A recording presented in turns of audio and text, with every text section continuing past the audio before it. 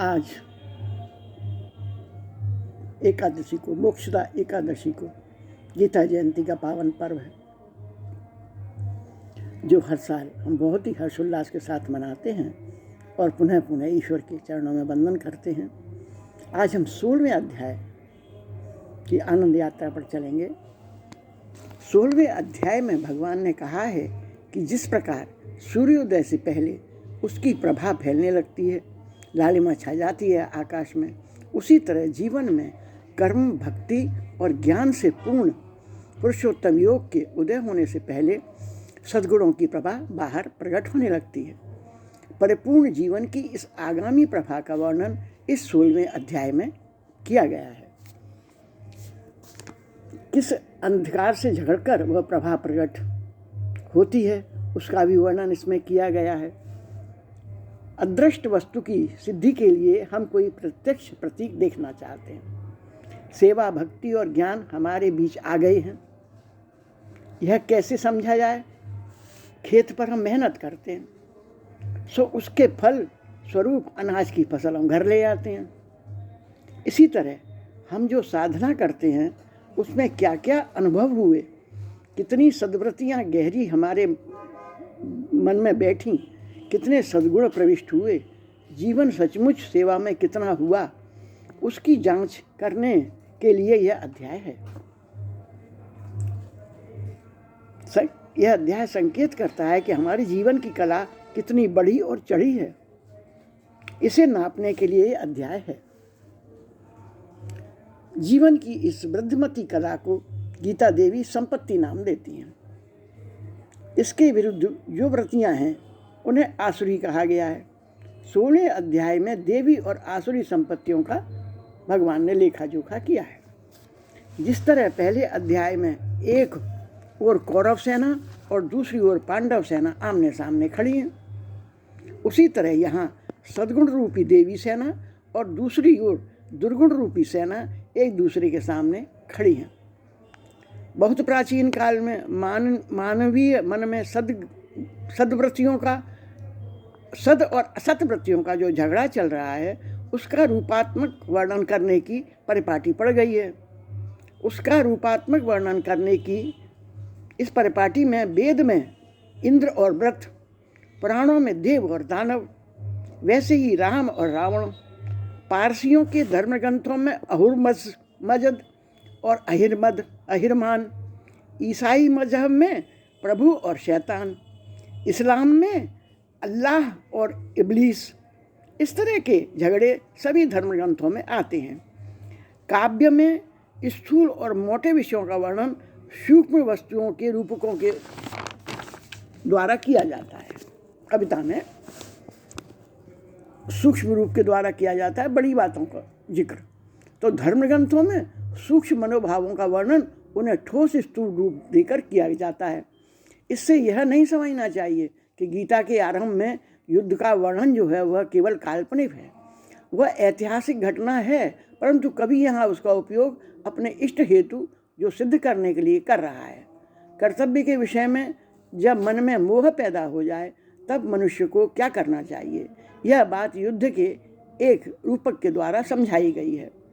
इस 16वें अध्याय में भलाई और बुराई का झगड़ा बताया गया है। गीता माँ एक उदाहरण के द्वारा इस बात को समझाती हैं। कुरुक्षेत्र बाहर भी है और हमारे भीतर भी। बारीकी से देखा जाए तो झगड़ा हमारे मन में होता रहता है, वही हमें बाहरी जगत में मूर्तिमान दिखाई देता है। बाहर जो शत्रु दिखता है वह मेरे ही मन का विचार साकार होकर खड़ा है। जैसे दर्पण में जिस प्रकार मेरा ही सुंदर और बुरा प्रतिबिंब मुझे दिखाई देता है। हमारे अंतःकरण में एक ओर सद्गुण तो दूसरी ओर दुर्गुण खड़े हैं। उन्होंने अपनी अपनी व्यूह रचना व्यवस्थित कर रखी है। जिस प्रकार सेनापति आवश्यक है उसी प्रकार यहाँ भी सद्गुणों में एक सेनापति खड़ा कर रखा है। उसका नाम है अभय। इस अध्याय में अभय को पहला स्थान दिया गया है। यह कोई आकस्मिक बात नहीं है, जानबूझकर ही इस अभय शब्द को पहला स्थान दिया होगा गीता वासियों ने। बिना अभय के कोई गुण पनप ही नहीं सकता। बिना अभय के बिना डर के कोई शब्द गुण पनप ही नहीं सकता। सच्चाई के बिना सद्गुण का कोई मूल्य नहीं, किंतु सच्चाई के लिए निर्भयता आवश्यक है। भयभीत वातावरण में सद्गुण फैल ही नहीं सकते, बल्कि उनमें वे भी दुर्गुण बन जाएंगे, सद्वृत्तियाँ भी कमजोर पड़ जाएंगी। निर्भयता सब गुणों का नायक है, परंतु सेना को आगे पीछे दोनों तरफ से संभालना पड़ता है। सीधा हमला तो सामने से होता है, परंतु पीछे से चुपचाप हमला भी हो सकता है। सद्गुणों के सामने अभय खम्भ ठोक कर खड़ा है, तो पीछे से नम्रता रक्षा कर रही है। इस तरह यह बड़ी सुंदर रचना की गई है। यहाँ कुल 26 गुण बताए गए हैं। इसमें से 25 गुण प्राप्त हो जाएं और यदि कहीं उनका अहंकार हो जाए तो पीछे से एक एक चोर हमले से सारी कमाई खो जाने का भय है। इसीलिए पीछे नम्रता नामक सद्गुण रखा गया है। यदि नम्रता न हो तो जय कब पराजय में बदल जाए, कब पराजय में परिणित हो जाए, इसका हमें पता ही नहीं चलेगा। इन दो महान गुणों निर्भयता और नम्रता के बीच 24 गुण रखे गए हैं। वे सब अधिकतर अहिंसा के ही पर्यायवाची हैं। मनुष्यों पर दया, प्राणी मात्र पर दया, मार्दव, क्षमा, शांति, अक्रोध, अहिंसा, अद्रोह, ये सब अहिंसा के ही दूसरे नाम हैं।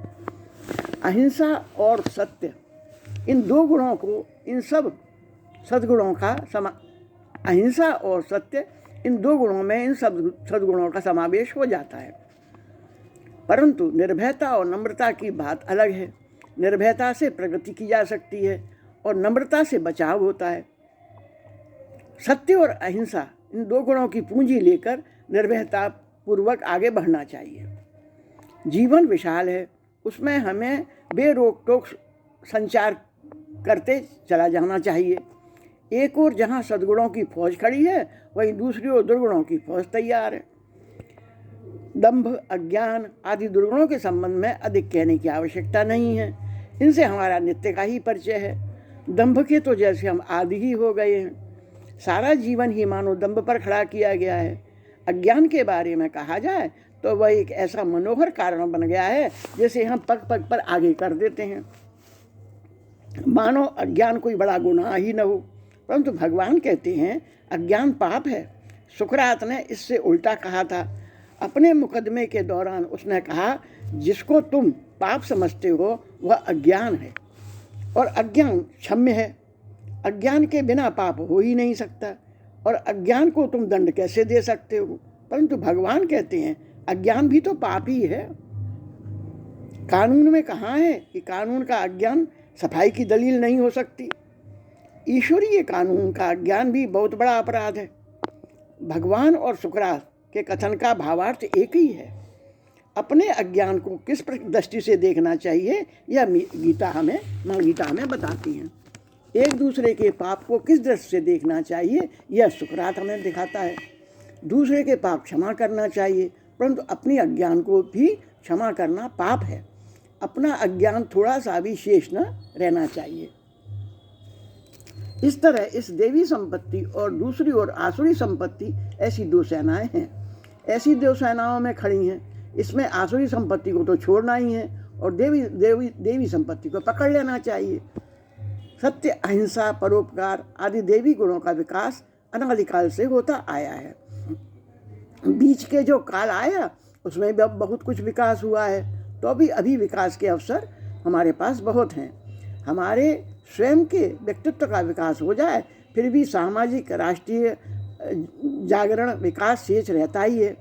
विद्वान व्यक्तियों को अपने विकास की खाद देकर फिर समाज राष्ट्र के लाखों व्यक्तियों के विकास की शुरुआत करनी होती है। आइए अब हम देखें कि अहिंसा का विकास किस तरह होता आया है। पहले अहिंसक मानव यह विचार करने लगा कि हिंसक लोगों के हमले से कैसे बचा जाए।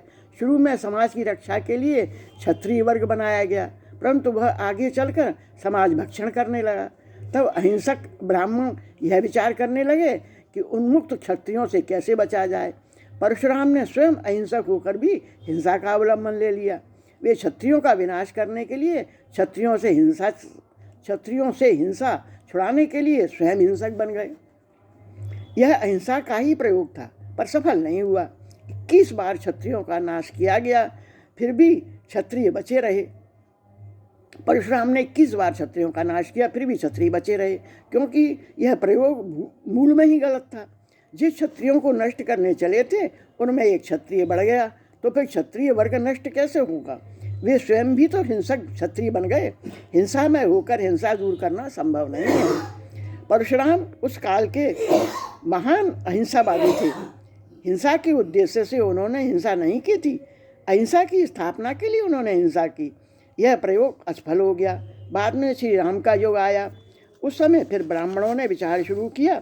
उन्होंने हिंसा छोड़ दी थी और यह निश्चय किया कि अब हम स्वयं हिंसा करेंगे ही नहीं। तब राक्षसों के आक्रमणों से बचाव कैसे हो? उन्होंने सोचा कि ये क्षत्रिय हिंसा करने वाले तो हैं ही, उन्हीं से राक्षसों का संहार कर डालना चाहिए, कांटा से कांटा निकाल डालना चाहिए, हम स्वतः ही दूर रहें। अतः विश्वामित्र ने यज्ञ रक्षार्थ राम लक्ष्मण को ले जाकर उनके द्वारा राक्षसों का संहार करवाया। आज हम ऐसा सोचते हैं कि जो अहिंसा स्वतः संरक्षित नहीं है, जिसके पांव नहीं है, ऐसी लंगड़ी लूली हिंसा खड़ी करेंगे तो उससे क्या फ़ायदा? परंतु वशिष्ठ, विश्वामित्र जैसे लोगों को क्षत्रियों के बल पर अपनी रक्षा करा लेने में कोई दोष मालूम नहीं हुआ। 16वें अध्याय का शेष भाग हम अगले वीडियो में देखेंगे। तब तक श्री राम, जय श्री राम।